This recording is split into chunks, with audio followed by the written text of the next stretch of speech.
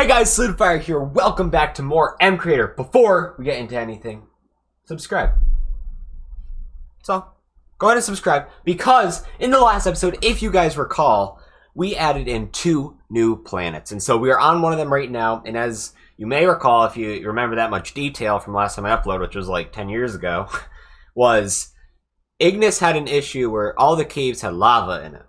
And the moon had an issue where there were mountains spawning on the moon, which there's, if you guys didn't hear, there's actually no like huge mountains on the moon. I don't think. Anyway, so what I did is I went ahead and I messed around with the moon settings. I primarily focused on that, and it took me like probably 8 hours to understand how all the code works, but I finally figured it out, and the moon is flat. Just like the Earth, guys. The Earth is flat. That's why we're making this mod to promote. Guys, as you guys know, the Earth is clearly flat. I mean, you look outside, you see a flat horizon. So, like, the Earth is flat, you know? So, yeah. So here's Ignis. I'm going to show you guys the caves on Ignis, which I actually did not fix. I did not touch the lava caves yet because I'm pretty sure that's beyond anything I can control. Maybe it's not. If it's not, I would love to be able to fix it. If any of you guys have any ideas. I basically am just thinking about making it so that caves can't spawn altogether.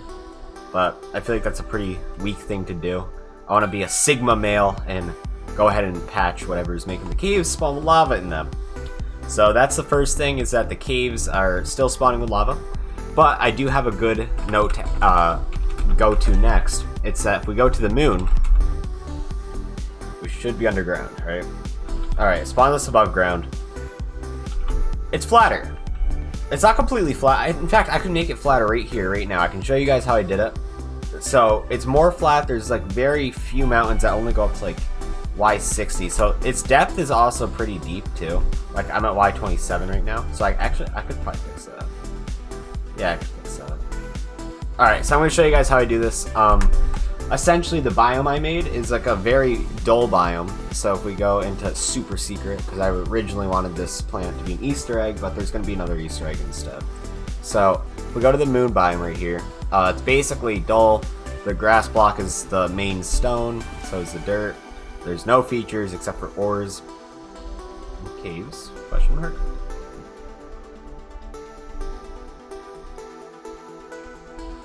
And wasteland biome type, underground, all 0, biome weight's 100. Doesn't matter what the biome weight is because it's the only biome that's spawning. And so you edit the dimension type, and once you go in here, you'll see a whole bunch of like really scary looking settings here. And so you're gonna want to set like all these are around here. The brackets will start to open up around value, and it will give a huge giant string to calculate a value for continents and at like a certain location. So essentially you set this to as low as you go. So I have that all to -0.3. I'm actually going to set this all to -0.6, and I think it'll be even flatter. We'll test my theory if you guys can remember what it looked like before and what it will look like after. And I do want some variation, so I'll set some to 0.5, and then maybe even some to 0.7, so some like super flat. It's a little scattered around a little bit. Let me see if I can get the height up, because I think that's a depth issue. Control F. Is there any depth parameter? So it looks like down here there's a lot of things that talk about depth. Not really. And then down here there's some more. Nothing that defines it. So we're going to set this depth to 0.5. 0.5.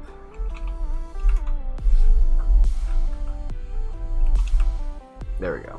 Alright, close and save, and now we're gonna launch it. So essentially that's how I got the moon to be flat.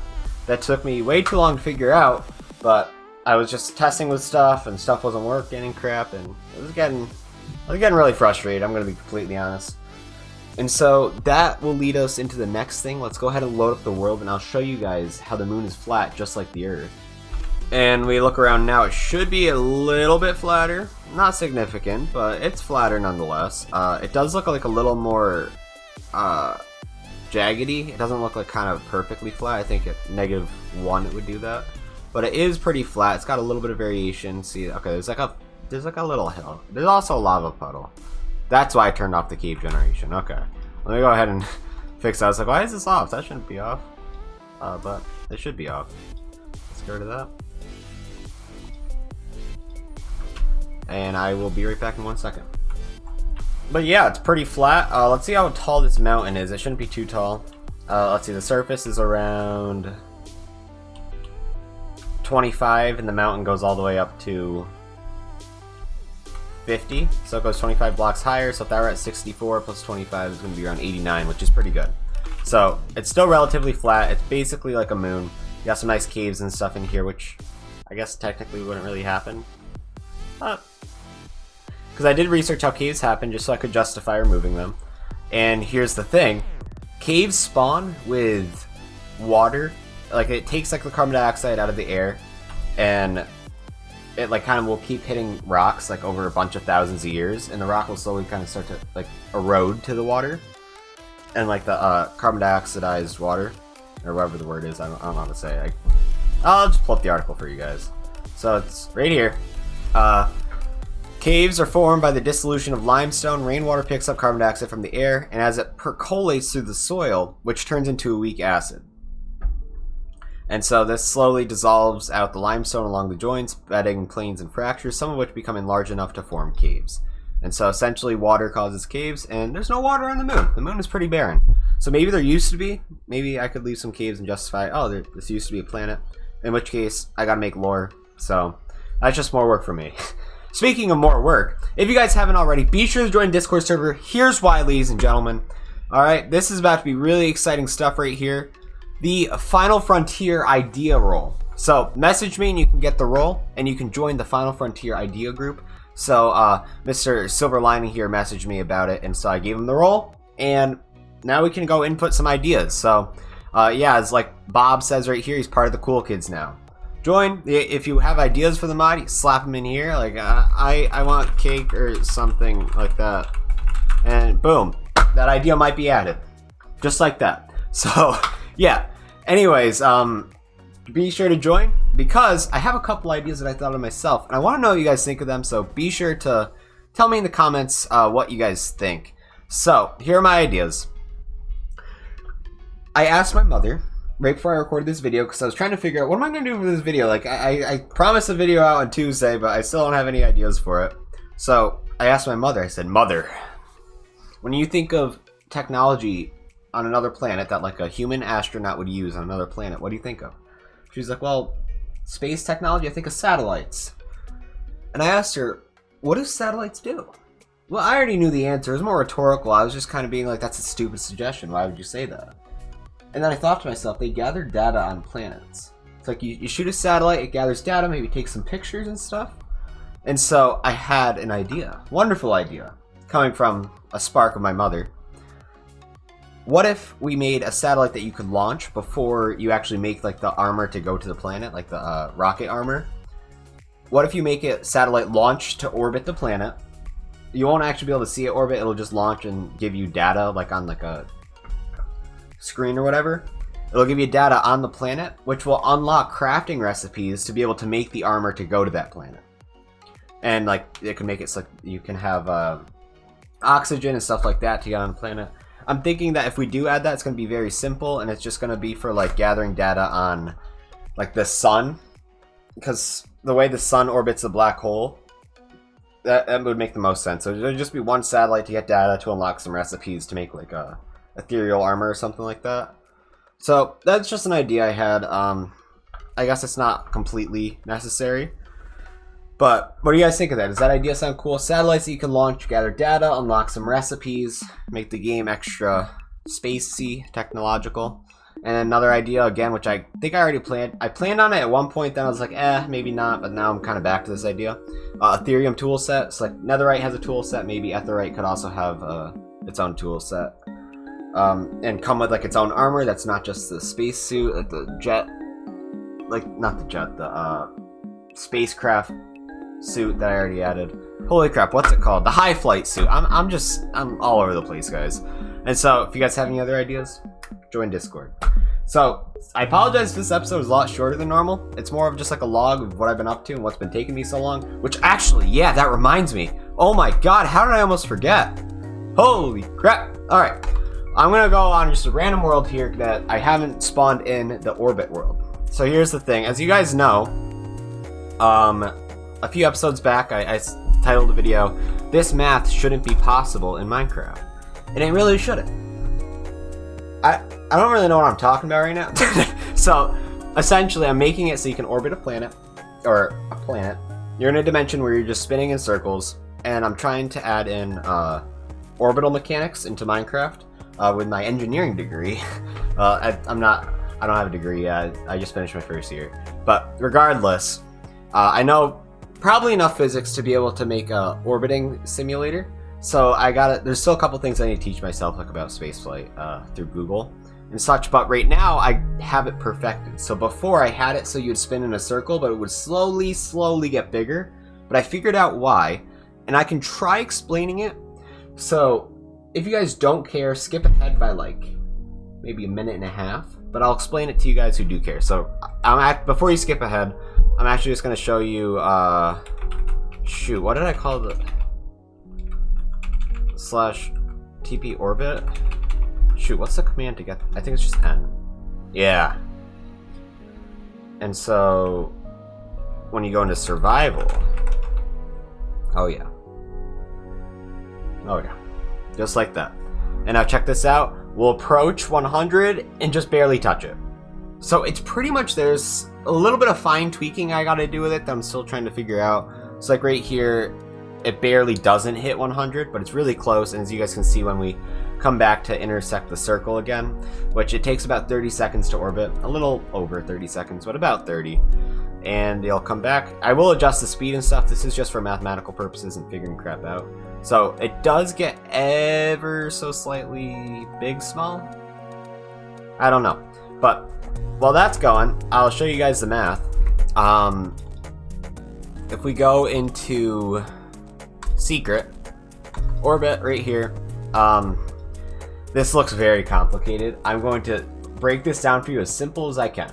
So the radius of a circle, if you guys are in algebra 2, I think is when you can first kind of understand this concept. The radius of a circle can be given by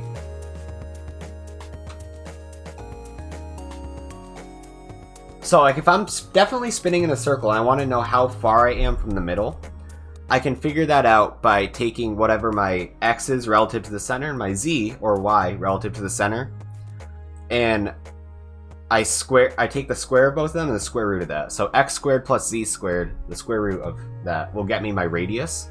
It's like Pythagoras theorem. So that's how you get the radius, and it's constantly changing. So like as you guys can see right here, basically every tick I'm calling a velocity update. So there's a difference between velocity and speed. Velocity has direction, speed is just magnitude. So speed, if I were just moving like 20 miles per hour, that's kind of arbitrary. I can turn around and still be going 20 miles per hour. But velocity has like a point that's relative to. So I could be going 20 miles per hour relative to a house that's stationary. Or if you look at it from like the center of the galaxy, I'm going like 30,000 kilometers per second. So velocity makes things relative, so it gets really complicated. And there's also direction involved. So if I'm at the house and I see a car going 20 meters per second as its velocity and it turns around, now it's going negative 20 meters per second because it's coming towards me. So velocity kind of has like a direction involved in it. And so this block right here implements velocity in terms of x, y, and z. It changes the velocity every player tick update, which happens 20 times a second. But here's where we're getting to the issue. The game runs at 60 updates per second. Even if you have a higher hertz monitor, it still runs at 60. So here's the issue. I'm not actually there yet. We gotta explain this part now. So this is just an if statement that calculates theta. So theta is what trigonometric functions use to identify the x and the z. So I manipulated the formula to give me a theta depending on where I am. So if z and x are both greater than 0, then the theta is the arc sine of z over the radius right here. I just kind of retyped out the radius just because I'm pretty sure these variable things round it a little bit, so it makes it hard to use. So that's pretty good for calculating theta, except once it goes over to the negative x, it doesn't work as properly anymore. So you got to switch it to arc cosine of the same thing, and then add the pi over 2, because you're in the next quadrant now. Then this one, you add pi because you're in the third quadrant, and you switch back to arc sine, and you're using z the whole time. The absolute value of z now, because z is negative, and you want a normal theta, not a negative theta. And then same thing here, you use absolute value z with the radius plus 3 pi over 2. And then you have a pretty good theta thing depending on where you are. So your theta is going to be pretty exact. But not exact enough, because here's the issue. I am ranting right now. Holy crap, this episode is going to be way longer than I expected. So, if it updates every 60 game ticks, but I can only change every third of that, because this runs at 20 times per second, then there's two things unaccounted for. There's two refreshes that I'm not changing my velocity during. So like my velocity is just kind of the same, and it kind of moves in like a polygon type of way. So like instead of having a nice smooth velocity like with infinite sides like a circle, it's kind of going like So to get a better average of that, I tried to take the middle and do it like that, because I can't update how many times it goes per second. So I tried to take the average of in between 2 points before. So how I did that was I calculated using the time. Let me pull out my work right here. So I needed to figure out how many radians per refresh rate I was going, and then add 1.5 of that to get the middle. So multiply by 1.5. So the radians is 2 pi radians in a circle, and then the refresh rate, because theta is measured in radians, then the refresh rate was 60, but the whole circle takes 31.4 seconds to go. Pi times 10 seconds to complete a circle. That I calculated using a velocity formula and time, and when I multiply, hang on, I can't actually find my work right now, but I know it's here somewhere. Hang on, I did so much work. This was like while I was on vacation. I just got bored, so I started doing math. Who does that? I'm a weird kid. I don't know. So yeah, it's 31.4 times the 60 refreshes per second, all under 2 pi radians, and that comes out to about 0.005 approximately when you multiply by 1.5.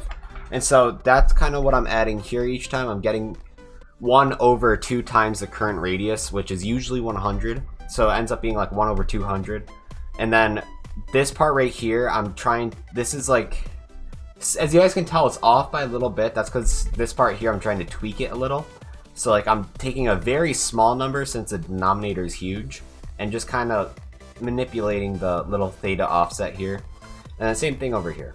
And so yeah, it's a lot of math I did on vacation.